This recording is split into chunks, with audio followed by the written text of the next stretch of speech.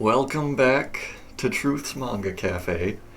It's been a while since I was here, and I recently had a disaster while writing a script for one of these videos. I don't usually operate off of a script, but writing an outline. And so for this one, I decided to do something with absolutely no notes whatsoever. So we'll see how that goes. Anyway, it's really cold outside the cafe right now, so I've got a little cup of hot tea for myself here.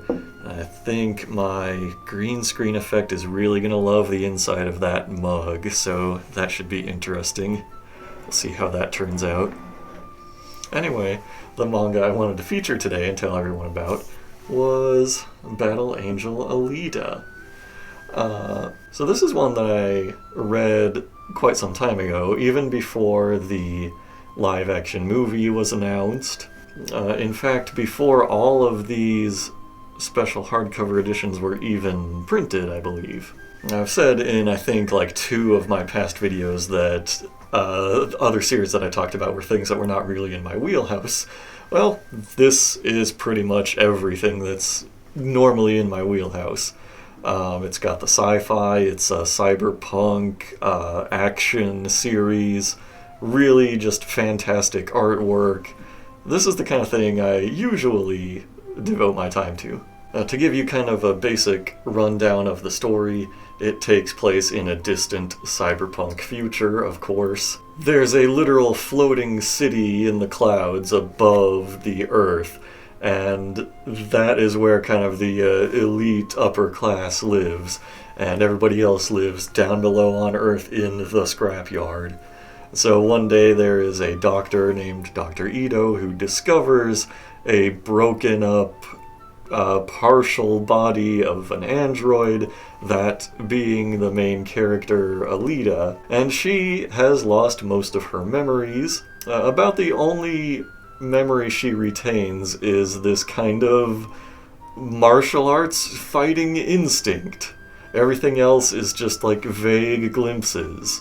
And the story basically is about her learning how to do what's right, how to use her amazing, deadly martial arts powers for good instead of evil, because she lives in a world just surrounded by all kinds of horrible, evil people.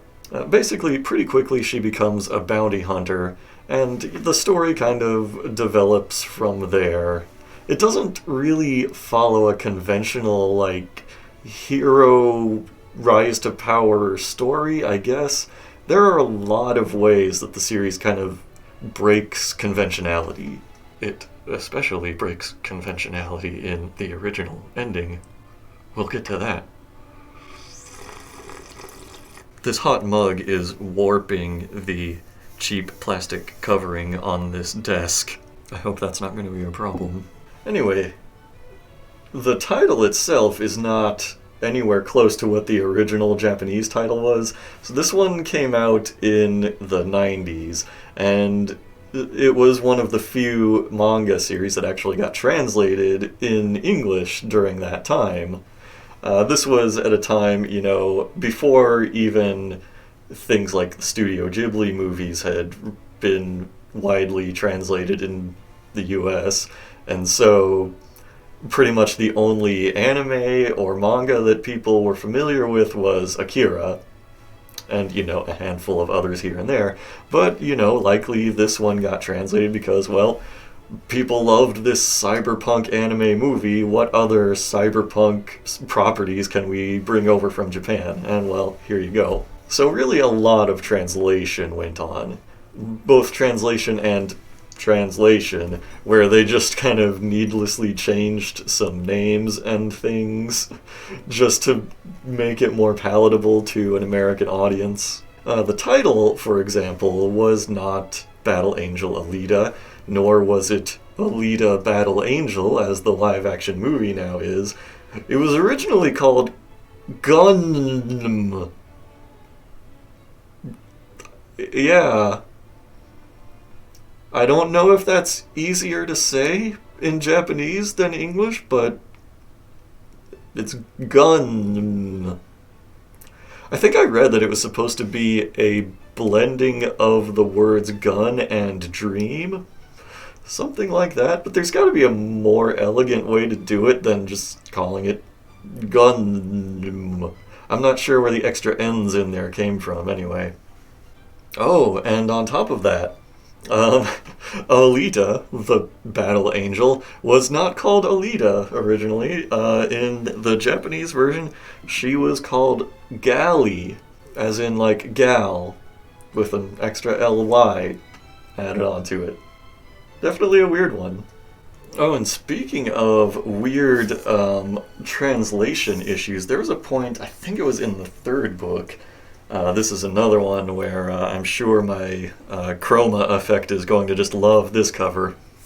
We'll see how that comes out in editing. Yeah, there's a point at the very beginning of this book, in fact, where Alita, I'm just going to call her Alita because I think that's less laughable than Gali. Where Alita is singing a song in a bar. She's got this whole like cool cyberpunk keyboard setup and everything. And in English, in the version we have here, it's just some random made-up lyrics created by the translators.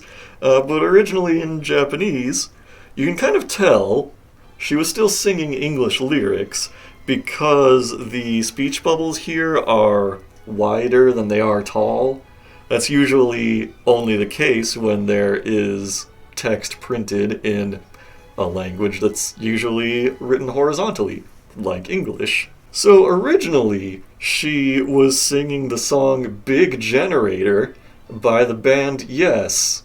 And if you are criminally unfamiliar with a lot of music, as I am, you might know Yes as the band that was featured in the outros of parts 1 and 2 of JoJo.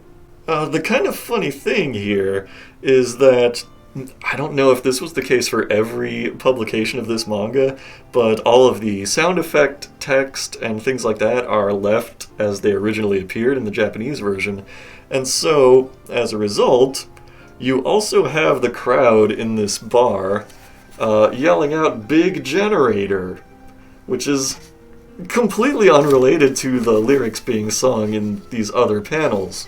And yeah, in addition to that, later on, they say movin', which is one of the words in the song Big Generator.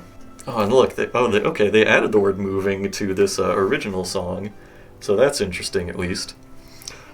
By the way, it just occurred to me, as I'm like in the middle of this, I don't know what I'm gonna do for like pictures of these editions. Usually I can just kind of go on the internet and find some scans that somebody has put up of whatever series I'm talking about.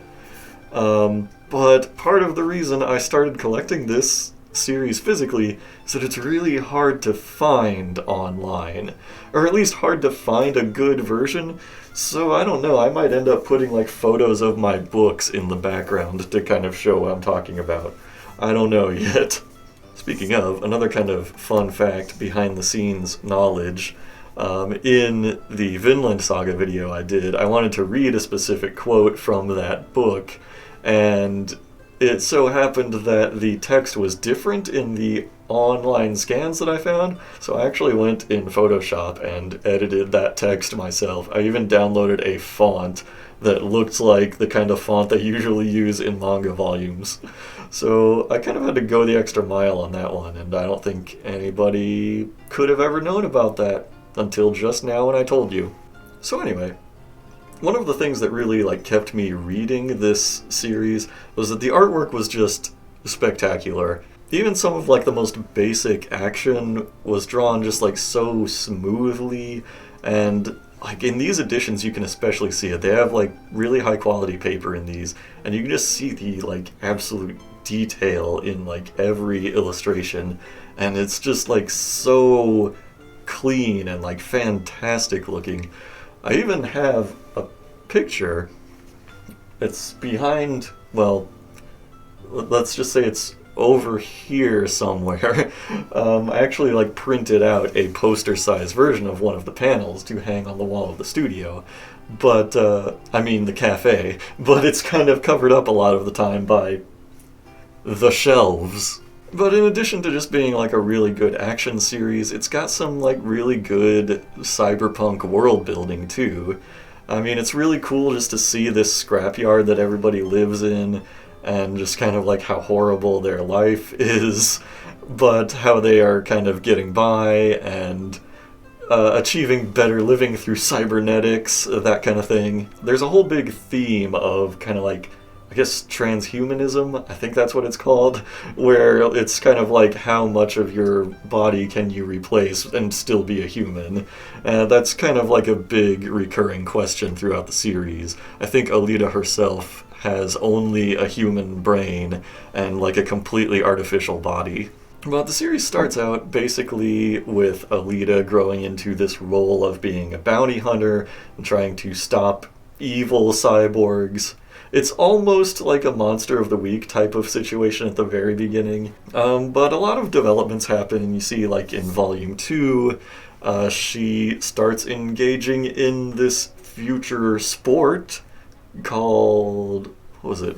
It's not rollerball. What was it called? Motorball, that's what it was called. And if you've seen the live-action movie, this gets featured briefly. It's basically a bunch of cybernetic racers going around a track, trying to hold onto a ball, and trying to not get absolutely destroyed by each other in the process. So I talked a little bit about how the series kind of breaks convention in a lot of ways, and one of the big ways that it does that is kind of through Alita's progress as a character.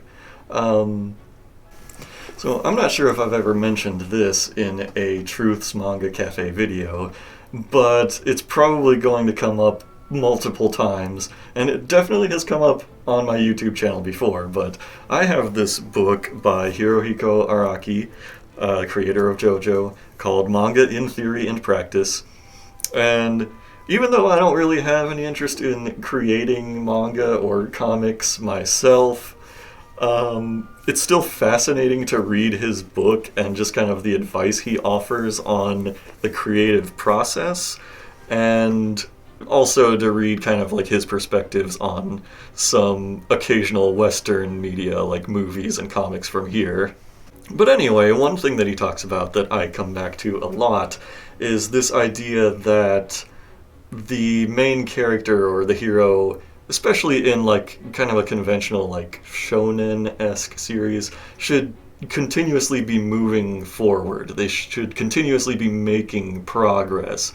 You don't want to see them like regress to an earlier state and have to go through the same challenges a second time, that kind of thing.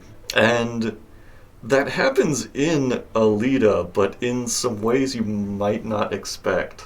So basically there comes a point, and I think it's in the first or second book. Yeah, so like in the very first book, kind of when Alita is making her debut as a bounty hunter, she kind of accosts this established bounty hunter. His name is Zapan, something like that. She basically like humiliates him, like beats him up in a fight, and as she continues like growing and kind of like getting stronger and stronger and being like a more established bounty hunter and all of this stuff, he has this kind of fall, and he like descends deeper and deeper. He starts to kind of like lose his mind and lose his home and his job and everything, and eventually he comes back. I think this is in about the third volume. Yeah, he makes a return in the third volume, and it's in this really, like, absolutely horrifying scene of, like, cyberpunk body horror, which I love. He comes back stronger than ever, and basically wrecks a lot of Alita's life. He just, like, absolutely obliterates the bar where she and all of her friends spend a lot of their time. Kills at least one or two people that she knows. And there's this really great part after the whole fight scene where, you know, she goes back to the destroyed bar. It's called Bar Kansas, by the way. And the owner is there in the wreckage, and he just tells her to leave. He says basically, this all happened because of you. Like, this happened because of your life as a bounty hunter and because of your aggression at the world.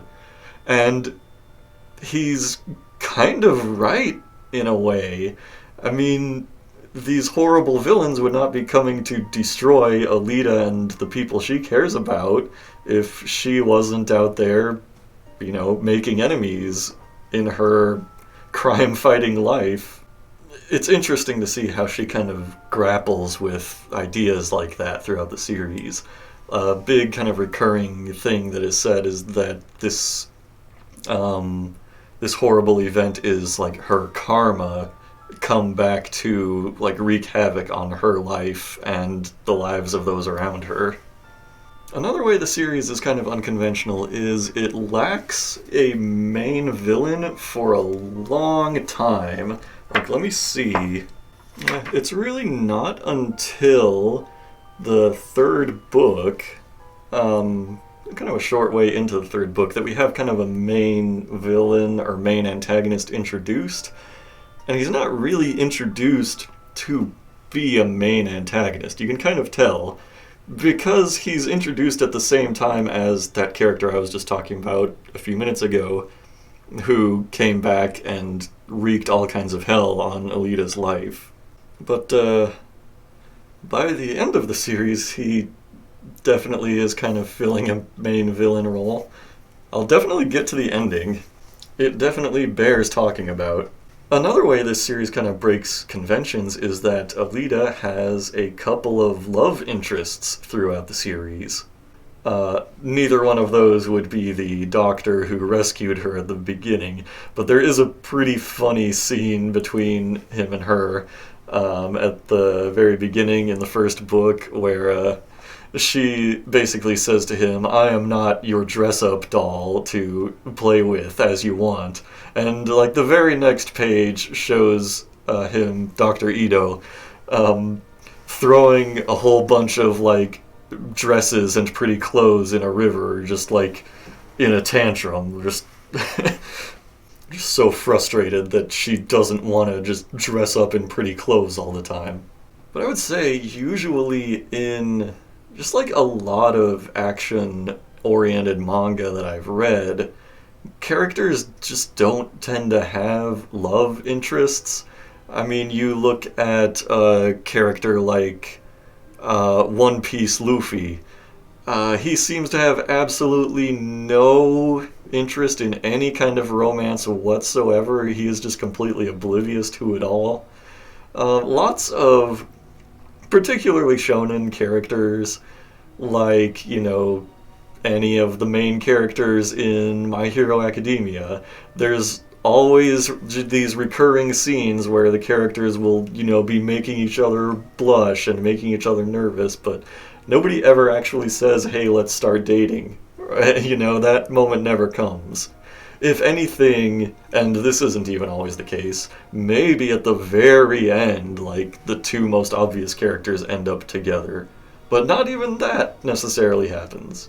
But it's kind of interesting seeing it represented in this series, where the romance subplots can just be subplots, They don't have to be the main focus of the series. They're not gonna, destroy the character development or anything like that. It's just kind of like, you see a main character like this go through so much hell, you're just kind of like, I hope it works out for her. I want to see something nice happen in her life. And if you have seen the live action movie or if you've read past about a little after the first volume, yeah, you'll see that first romance doesn't end well. Let's just say that. But it is a weird kind of taboo thing, it seems like, in a lot of stories like this. I mean, how many action-oriented series can you name where a main character is in a relationship for a good stretch of the series? I wouldn't even say that that's the case in Alita. She's not in relationships for a long time in this series, but she's actually like interested in people, which is more than you can usually say in like an action manga series. Usually, if a series is not like actively exploring relationships and like the idea of relationships, then a main character's kind of significant other will usually be like dead in the first chapter or never have existed. They've only ever had like awkward, semi almost romantic encounters. And it's really rare to see somebody like actually meet somebody and have like a mutual affection. Well, I'm done with my tea now. Hopefully all of my picking that up and drinking it and putting it back down didn't cause me too many editing problems. Well, I think the time has come. I'm gonna have to talk about the original ending of this series. If you don't want to hear spoilers, I'll try to do like a chapter thing in the YouTube video where you can skip ahead. Maybe I'll even go the extra mile and put a timestamp in here somewhere. But I say the original ending because there's kind of more than one. Like, if you buy these books, then I'll try and read exactly what it says. So, as you're reading through the last book, you will get to this page right here, which says, "Currently, the previous chapter is the canonical end of Battle Angel Alita. The story of Alita eventually continued in Battle Angel Alita Last Order. The following pages are another vision of Battle Angel Alita, published after this ending, but before Last Order. Due to many requests from fans of the series for the original material, it has been included in this edition. It is not Alita canon. Think of it as a side story, if you wish. You may find the more poetic touches of this material entertaining in a different way than the expanded view of the world presented in Last Order. Please enjoy." Basically, the original ending was so bad that the artist, Yukito Kishiro, felt the need or obligation to publish an additional ending a little bit later. So for that reason, it's kind of up to interpretation if you want to count the first ending, like within the main run of the series, as the official ending. Or do you want to view like one of these supplemental materials as the actual ending? Anyway, basically, what goes down here in this series is that there was kind of a big battle between the scrapyard and the city above, after which there was kind of a showdown between Alita and the villain who is set up in the third book. And, you know, it all comes to like a pretty conclusive ending at that point. Then, as Alita is driving back home after her triumphant battle, thinking about the aforementioned love interest that she can't wait to see now, she sees a kid in the road, accidentally hits him with her car. And when she goes over to investigate and see how badly this kid is hurt, it turns out to be a machine, and it's actually a bomb, and it explodes, and Alita fucking dies. She gets absolutely obliterated, blasted into a million pieces, and then the villain, who we had thought was dead, who, had his head chopped off, shows back up, cackling madly, with his face somehow implanted into his stomach. And basically, him cackling madly and taking off is the very end. That's the last page, is him just cackling in victory over this completely unceremonious victory over Alita. Now, personally, I have not gone on to read Last Order. That's on my list. The main reason I haven't yet is just that it's not like part of this publication series, I guess. For a while, the only way to get Battle Angel Alita was in these special hardcover editions. And don't get me wrong, they are very nice editions. They're these nice, large hardcovers, and they've got very high quality pages, very smooth, very, heavy duty. And basically, each one of these is, 2 volumes. Your standard paperback volumes like these. Basically, 2 of these would be in each one of those. It's a pretty similar publication method to what the same publisher, Kodansha, is doing with Vinland Saga. Basically, one of these would be 2 traditional paperback volumes. You might notice, though, that, even though these are both 2 volumes, the size is considerably different. And I think that's mostly just because of the higher quality pages in the Alita volumes. The pages in Vinland Saga volumes are just kind of like the standard manga volume paper. They've got kind of, that pulpy quality to them. And so they tend to, sit looser on the shelf, if that makes sense. I guess there's, more cushion between each page because of the way they're made. But now these same editions are being put out in paperback volumes. They're doing the same thing where they're doing 2 volumes per volume, if that makes sense. Basically, this whole first book is also the first paperback. This whole second book is the second paperback also. So they're going to be 5 in total, I believe.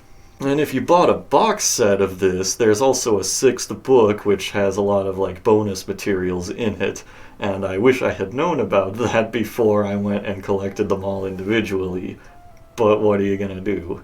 Now, the series is so fascinating that, I wanted to look up this artist and see what else he made. What has he made since Alita, since this came out in the 90s? And there's really not that much in his bibliography. It's mostly Alita and Alita-related things. So there's, Battle Angel Alita Last Order, which was mentioned in that final volume, and another, I think, newer one called Battle Angel Alita Mars Chronicle, which is even more recent than that. I think it came out in the 20-teens. But it seems like this artist is not somebody who wants to be drawing manga every single day, day after day. There's an interview with him in one of these volumes, probably the last one, where he talks about how he kind of wanted to be a movie director more than anything, but he was like, well, I guess I can do manga also, so I'll try my hand at that. And you get the impression kind of through that and through the way the series ended, that he was in a pretty miserable place at the end of the series. This ending that we had originally is probably the biggest I quit I've ever seen from a manga artist. He even, mentions in this interview that he was in a really bad place emotionally when these final chapters were coming out. He wanted to just be done with it. He said he hated to sit down and draw and didn't want to have that feeling anymore, so he just stopped it. Just like that. And I certainly can't blame him. I mean, even if he hadn't made anything else after this original series, I would not be sitting there going, oh, you owe us a better ending than that, or anything like that. I mean, it's still 99% an amazing series. The ending being god-awful doesn't detract from, all of the fun that I had along the way with it.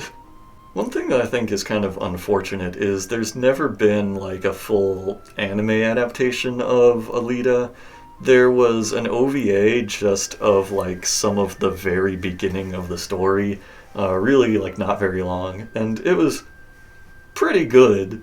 Definitely not bad at all, but in my opinion, I enjoyed reading it more than watching it.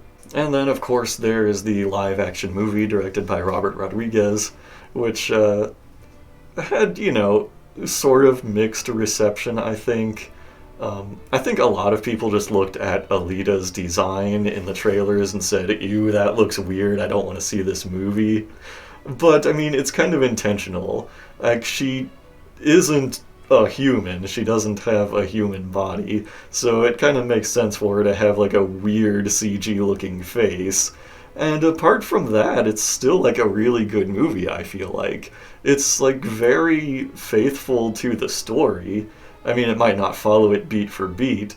I personally was concerned when I saw that the movie was going to be rated PG-13 because I was like, oh, this is a really like gory series with like villains like smashing people into a pulp and eating their brains. But the movie still retains a lot of that kind of good old fashioned violence, regardless.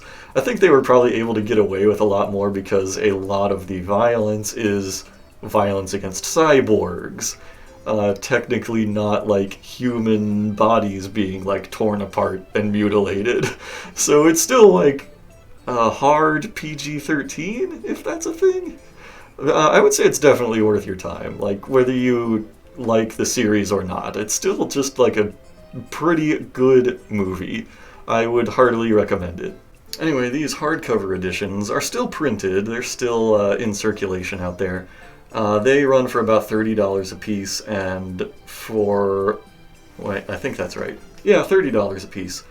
And from my perspective, I'd say they're worth it. Like, definitely having them in a hardcover edition and having, like, those really high-quality pages, I think is worth the price. Like I said, they are still also being published in paperback, and I think as of my recording this, the 5th one is about to come out. It'll probably be out by the time I upload this, who knows. And I want to say those run about $15 or $20. Definitely a better alternative if you don't want to buy like a big fancy collector's edition, which I think has probably put off some people from getting into the series, if I had to guess. So I thought I would try out a new segment while we show the Patreon supporters here at the end. By the way, just donate as little as $1 a month and you can be part of this list. Check that out today. So while I have the credits up there, and I'm sure in the future when this series is massively popular, it'll be a long scrolling list of people, and I'm gonna need several minutes to get through them all, I thought I would read some comments in the meantime. Some YouTube comments, stuff that I could respond to. Not necessarily on the previous Manga Cafe video, but just kind of on my channel in general, because, you know, I don't get that many comments. So let's see what I've got. So here's one that still kind of recurs on my Fooly Cooly Progressive video. Somebody named Brian Mendez, but many other people have said, are you going to do a video about Alternative? And to this day, I still have not watched Fooly Cooly Alternative. I saw Progressive and I was like, yep, that's enough. Yeah, I get it. Like, plus, like, since that review was, like, you know, almost an hour of, like, so many, like, negative thoughts and criticisms, I don't really feel like the need to put that much effort into another video that I know is just going to be just as miserable. So, no, I am probably not ever going to do a video about Fooly Cooly Alternative, and I'm probably never going to watch it either. So somebody named Cardlock said on my Game Roulette Award Show video, which I think is criminally underrated, everybody go and watch that one also, said, yo, glad you're doing well, found you through Ilona and Dwarf Fortress, stay chill, bro.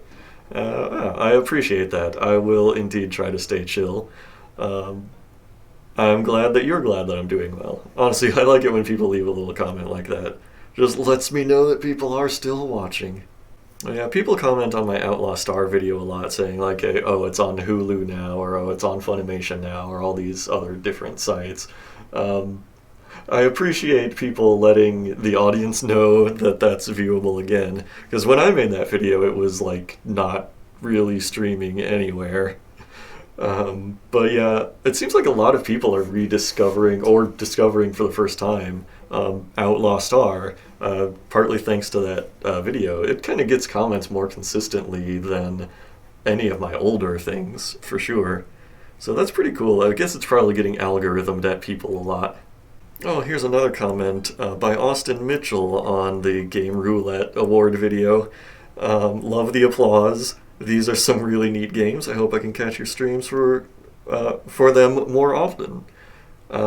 And that's really nice too. I hope more people will catch my streams on Twitch as I play game roulettes. These are special streams where I play 4 to 5 random games for about 4 to 5 minutes that I have never played before, and it's really entertaining. We get some really interesting results in those streams. So come to my Twitch page, which is in the description, and watch those. Oh, somebody, Jason Bennett, said 3 months ago on my last Twilight Zone video, I'm wondering if this series will come back. Awkward thing about that is I was going to write and shoot some more episodes of that, and then Netflix took the show off of their streaming service. So I don't really have a place to watch it right now, or I would like to continue that series. Maybe one day I will find a way to do so, but as of now, it's mostly going to be manga videos, I think, which I really need to do a lot more of, I feel like. Speaking of, though, people also ask me occasionally when I am going to continue the Robotech reviews, because I reviewed the first 2 seasons of Robotech, and I said I would do the 3rd one at another point. I was going to sit down and start watching the 3rd season one day. I went to look that up, and, well, Netflix got rid of that one also. So, I don't know. Come to think of it, I think Robotech is on Funimation now, and I'm thinking about getting a Funimation subscription. Thinking about giving it a try instead of Crunchyroll, so maybe that will be a possibility. We will see. Well, that's probably all the comments I want to bring up this time. Next time I do a video, which hopefully is a lot sooner than the last, gap between Manga Cafe videos, I will probably just be responding to comments I got since this video. But hey, leave some down below, and I'll be sure to acknowledge them, even if you're not asking me a question, but if you are asking me a question, then I'll answer it. But I'm probably fading out by now, so yeah, just leave some comments, and I will get to them in my next video, whenever that is. I'll see you then.